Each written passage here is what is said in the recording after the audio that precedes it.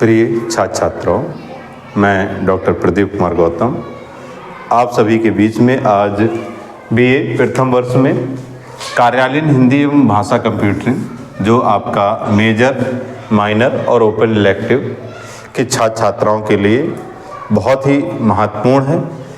तो उसका जो टॉपिक अभी हम लोगों का अध्ययन में चल रहा है, कार्यालयीन हिंदी के प्रयोजनमूलक संदर्भ, तो उसी के संदर्भ में कुछ बिंदुओं पर आज हम लोग चर्चा करेंगे। अगर हम लोग देखें तो ये जो है हमारी जो सीरीज का वीडियो है वो 7वें नंबर का है।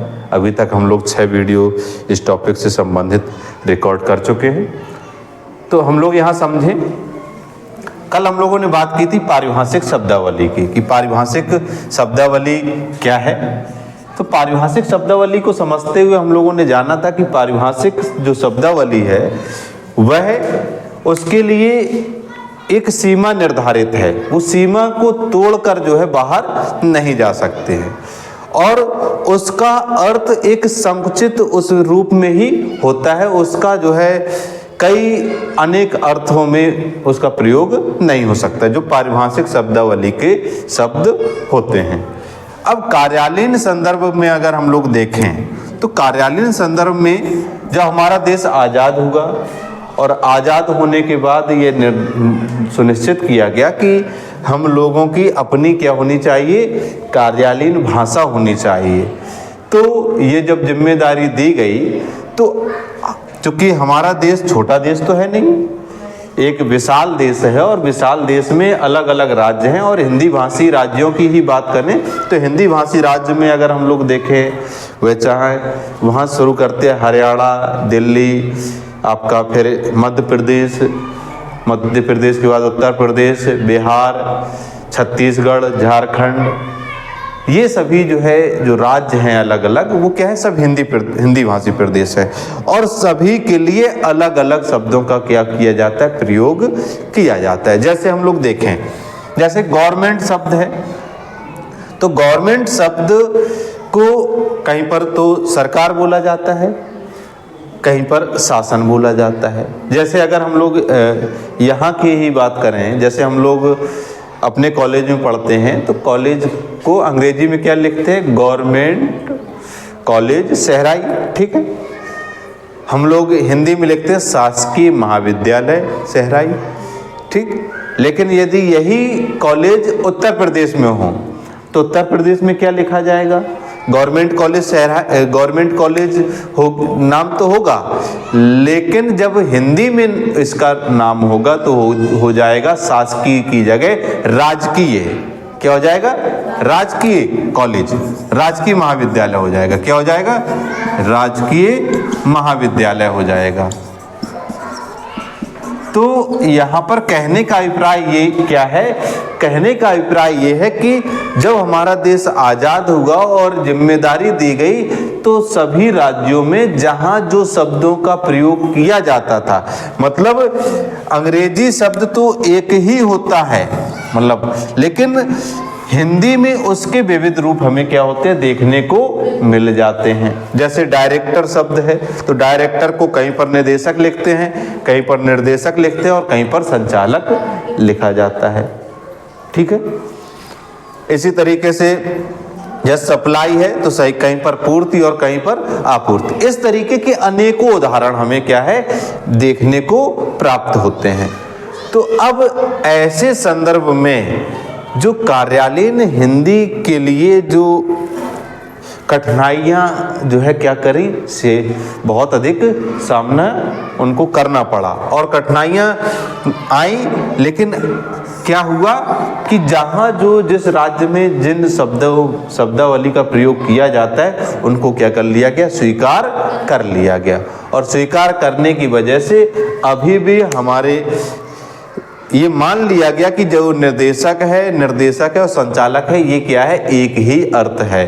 तो चाहे कोई निर्देशक लिख दे, चाहे निर्देशक और चाहे संचालक, उसको सही मान लिया जाता है। लेकिन अंग्रेजी में जो है उसको डायरेक्टर ही क्या होता है, लिखा जाता है। तो इस तरीके की जो है चीज़ें चली। तो कार्यालयीन हिंदी में हमें जो शब्द मिल रहे हैं, अब ये है कि इनके इतर अगर कोई शब्दों का प्रयोग किया जाता है तो उनको हमें ध्यान देना है कि वह जो हमारी कार्यालयीन हिंदी की जो शब्दावली है या शब्दकोश है उसमें उसका प्रयोग किया जाता है कि नहीं किया जाता है। इनको हमें केवल ध्यान रखना होता है। हालांकि जो भी हिंदी भाषी क्षेत्र के जो भी छात्र छात्राएं होते हैं तो वो चूँकि शुरुआत से पढ़ते रहते हैं तो उन्हें वहाँ तक पहुँचते पहुँचते ये समस्याएं नहीं रहती है, क्योंकि वो समझ जाते हैं कि इसका ये हो चाहे ये हो चाहे ये हो, सभी का अर्थ क्या है, एक ही है। ठीक। अब साहित्यिक संदर्भ क्या है? अब इसमें किया क्या गया, जैसे कार्यालयीन हिंदी है और जब पारिभाषिक शब्दावली को बनाने की योजना चली तो अलग अलग राज्यों से क्या किया गया थे, शब्दों की डिमांड की गई थी। जैसे मान लीजिए यहाँ पर है तो यहाँ पर लोकल में तो कोई शब्द नहीं चलता, लेकिन क्या है, लोकल शब्दों को थोड़ा कम वरीयता उसमें दी गई है। प्रयास ये किया गया है कि जो क्षेत्र विशेष में या राज्य स्तर पर जो शब्दों का प्रयोग किया जाता है उनको जो है क्या किया है, लिया जाए। लेकिन जब हम लोग साहित्यिक संदर्भ में बात करेंगे, किसमें, साहित्यिक संदर्भ में, तो चूंकि पारिभाषिक शब्द केवल कार्यालयीन संदर्भ में नहीं होंगे, वो साहित्यिक संदर्भ में भी हमें देखने को मिलते हैं। तो साहित्यिक संदर्भ में क्या क्या चीज़ें आ जाती हैं, हमें लोक कला एवं संस्कृति देखनी होती है, साहित्य की धारा देखनी होती है, क्षेत्र विशेष में किन शब्दों का प्रभाव है इसको देखना होता है, और उसके आधार पर क्या किया जाता है, शब्दकोश का निर्माण किया जाता है।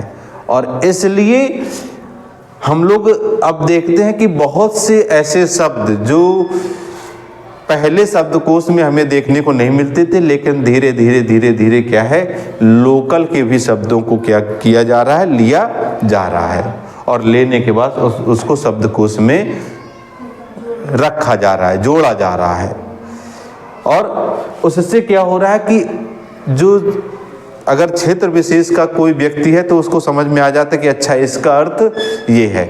और दूसरी चीज़ ये होती है कि जो उस क्षेत्र का व्यक्ति नहीं है, मान लीजिए कि हम इस क्षेत्र के व्यक्ति नहीं है, लेकिन यहाँ पर कौन सी कला, कौन सी संस्कृति, किस तरीके के शब्दों का प्रयोग किया जाता है, शब्दकोश के माध्यम से हमें मालूम पड़ जाता है। मतलब दूर कोई व्यक्ति है वह भी समझ जाता है कि भाई मध्य प्रदेश के अशोकनगर जिले में किस प्रकार के शब्दों का प्रयोग किया जा रहा है। तो ये सभी चीज़ें हमें क्या है, यहाँ देखने को मिलती हैं। अब इसके साथ अगर हम देखें तो साहित्यिक संदर्भ तो है ही, इसके साथ वाणिज्यिक क्षेत्र में भी हिंदी होती है। साहित्यिक संदर्भ में हिंदी होती है, फिर क्या होती है, वाणिज्यिक क्षेत्र में। वाणिज्य का मतलब आप लोग समझ रहे हैं, वाणिज्य क्या होता है, वाणिज्य मतलब व्यापार से संबंधित, जो व्यापार से संबंधित है उससे संबंधित भी हिंदी के शब्दकोश का क्या किया गया, निर्माण किया गया। क्यों? क्योंकि अगर हम अपने ही देश की बात करें, अपने भारत देश की, तो भारत देश में ही हमें कोई चीज़ यहाँ खरीदनी है, दूसरी जगह बेचना है, मतलब आयात और निर्यात करना है। तो ऐसे समय में हमें अगर भाषा की जानकारी नहीं है तो हम अपने आयात और निर्यात को नहीं बढ़ा सकते हैं। तो अपने आयात और निर्यात को बढ़ाने के लिए हमें भाषा की जानकारी होना जरूरी है। इसलिए वाणिज्यिक क्षेत्र में भी जो है हिंदी के किन कैसे शब्दों का प्रयोग किया जाए जिससे दूसरे लोगों को क्या हो, समझने में थोड़ा आसानी हो।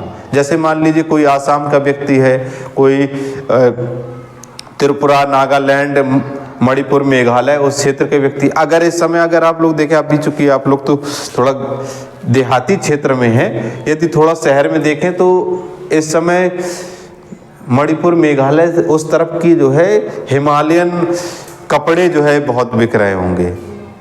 जो हिमालयन बुद्धिस्ट कपड़ों की जो है सेल हर जगह इस समय हर शहरों में आपको देखने को मिलेगी। वो क्यों लगा पा रहे हैं? अगर वो अशोकनगर ज़िले में लगा पा रहे हैं और अशोकनगर ज़िले में उन्हें बेचनी है वो चीज़, तो उन्हें हिंदी आनी चाहिए। और यदि हमें अपनी कोई चीज़ मणिपुरी और मेघालय, नागालैंड उस तरफ बेचनी है, तो वहाँ की मणिपुरी और मेघालय जो वहाँ की टंग है, वहाँ की जो भाषा है, वो हमें क्या होनी चाहिए, आनी चाहिए। अगर नहीं आएगी तो हम व्यापार नहीं कर पाएंगे। तो वाणिज्यिक क्षेत्र में जो हिंदी है उससे हमें यही चीज़ें जो है क्या है देखने को मिलती हैं। उसमें किस तरीके के शब्दों को लिया गया है वो हमें देखने को क्या है मिलता है। ठीक है, इसके साथ साथ अब इसमें और किन चीज़ों का प्रयोग किया जाता है, एक थोड़ा परिभाषा लिख लेते हैं।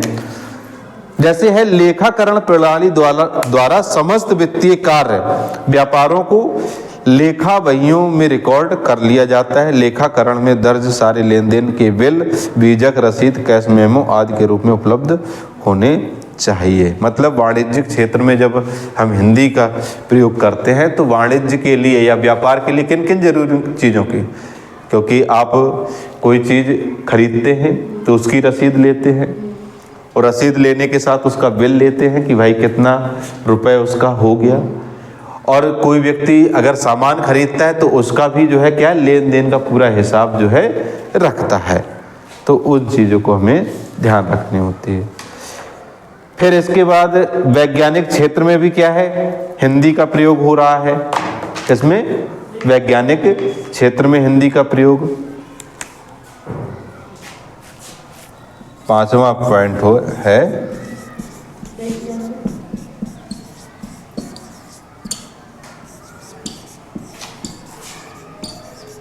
क्षेत्र में हिंदी।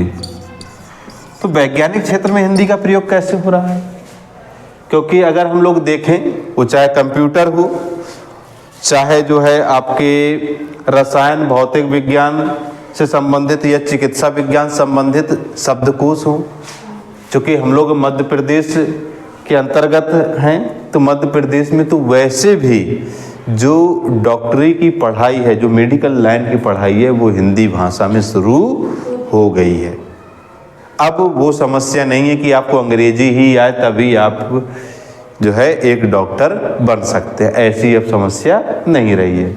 हमारे मध्य प्रदेश शासन ने इसका प्रावधान कर दिया कि भाई आपको हिंदी आती है लोकल टंग में, क्योंकि हमें अपने लोगों का इलाज करना है।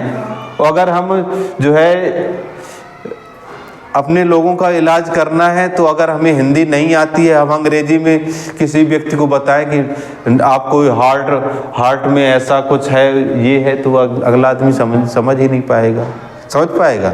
नहीं समझ पाएगा। उसके लिए क्या है, हमें लोकल लैंग्वेज आनी चाहिए। अगर कोई सहराई में है और कोई व्यक्ति पहुंच गया, कहेगा डॉक्टर साहब हमारा पेट गुड़गुड़ा रहा हो।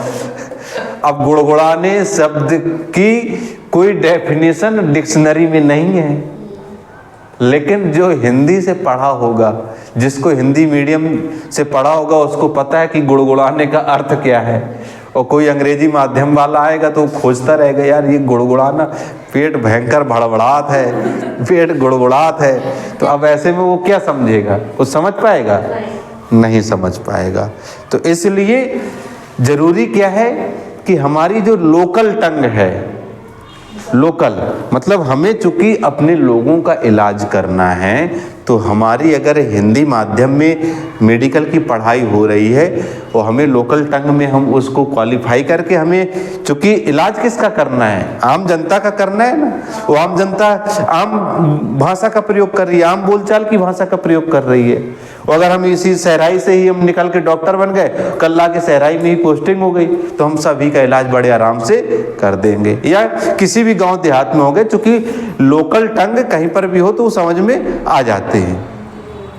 और यदि कोई ऐसा व्यक्ति जो अंग्रेजी माध्यम का पढ़ के आ जाए सहराई में और कहे कि अब कोई पहुंच जाए, उन्होंने कहा माथो पिरात है। अब माथो पिरात है तो माथा शब्द भी नहीं समझ पाएगा। उन्होंने कहा सिर में दर्द हो रहा है। अब वो सिर में दर्द की जगह माथो पिरात है बोल रहा, तो क्या होगा, गड़बड़ हो जाएगा। लेकिन अगर जो व्यक्ति हिंदी भाषा से पढ़ा हुआ है तो वो आसानी से उसको समझ जाएगा और उसका इलाज कर देगा, ठीक है ना।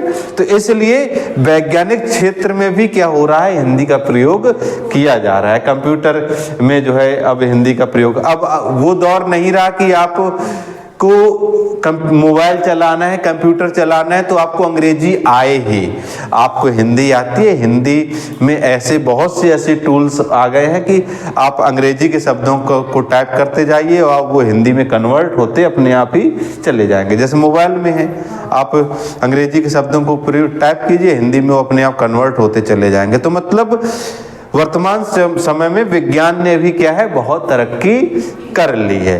बस ज़रूरत क्या है कि हम अपने आप को थोड़ा निखारें, अपने आप को निखारने का प्रयास करें और आधुनिक तकनीक से जुड़ें। अगर आधुनिक तकनीक से हम नहीं जुड़ पा रहे हैं तो समझ लीजिए कि हम कहीं ना कहीं पिछड़ेपन का शिकार हो जाएंगे, ठीक है।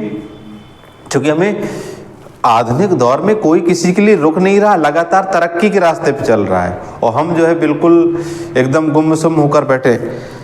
ये भी हम नहीं कहेंगे कि पूरी तरीके से आप उसी पर निर्भर हो जाएं, आप अपने आप को भी लिखन पढ़ने में तेज बनाएं, लेकिन इसके साथ तकनीक का भी प्रयोग करें जिससे कि आपके कार्य की गति अधिक हो सके, ठीक है। तो चलिए आज के लिए इतना है, कल फिर अगले टॉपिक के साथ हम लोग मिलेंगे, ठीक। चलिए।